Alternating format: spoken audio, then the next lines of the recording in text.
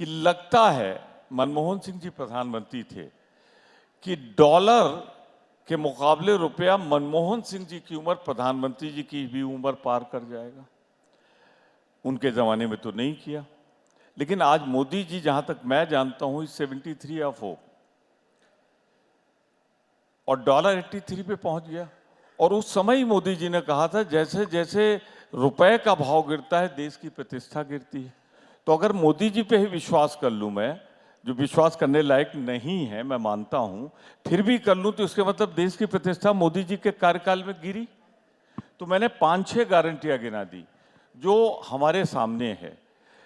ये भी नहीं कहा जा सकता पेट्रोल का दाम बढ़ा क्योंकि इंटरनेशनल मार्केट में कम हुआ, 30 प्रमोद लाख जी, करोड़ मेरे से सवाल ज्यादा का जवाब तो कंपनी। दे दीजिए। मैंने जो पूछा क्या था आपसे, क्या आप पूछा इतने था बताइए, वरिष्ठ क्या नेता हैं। पूछा था ये हमको? तो 400 का दावा कर रहे हैं, आपका कोई आंकलन दावा है कि कितने आपका गठबंधन पूरा लेकर आएगा सीट्स? इंडिया गठबंधन उतने लोगों को लेके आएगा जिससे हम सरकार बना सके।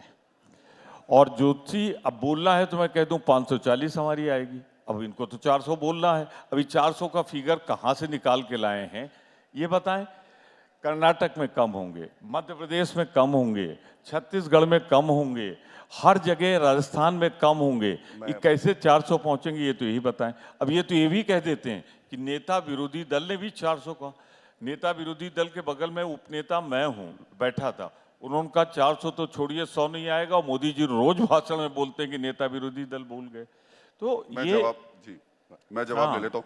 गौरव जी, सवाल मेरा थोड़ा सा ऐड ऑन करके फिर जवाब दीजिएगा।